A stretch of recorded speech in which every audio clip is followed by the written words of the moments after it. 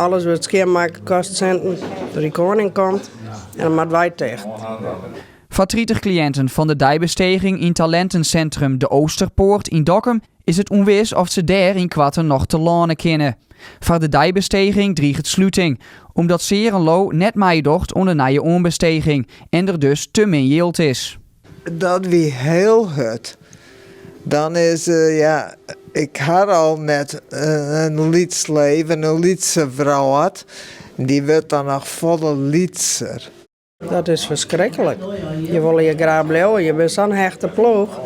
Dan ga ik meer aan mijn ploeg. En je bouwt vriendschappen op.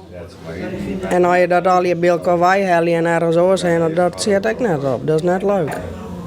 De net onberne hersenletselcliënten houden van speeltjesdwan. Begeleider Anita Talsma helpt hun jaren al 15 jaar mee. We merken aan verwanten dat ze het heel prettig vinden dat de mensen hier binnen, dat er op hun post wordt, dat ze een mooie tijd hier hebben. Wij kunnen ze ook helpen steeds, maar bij wat net meer lukt. Dus wij weten echt genoeg van daarvan. Dus dat. De cliënten die haar zelfs terugzetters nemen, laten het er net bij zitten en zullen alles doen om de dijbesteging iepen te houden. Nou, je moet er nog ja.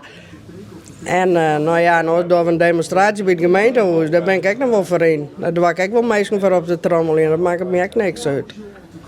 Wij willen heel graag blijven. Ja, ik vind het heel spietig en heel zoer. Dus ik vind vooral belangrijk dat zij als groep zijnde bij elkaar blijven kennen. Organisatie Serenlo is echt vregen naar de toekomst van het plak. Haar reactie is als volgt. Zorgorganisatie Serenlo doet geen nieuwe aanbesteding. De gemeente maakt op 13 april bekend welke partijen de aanbesteding wel gegund krijgen. We hopen dat onze cliënten een andere plek kunnen krijgen.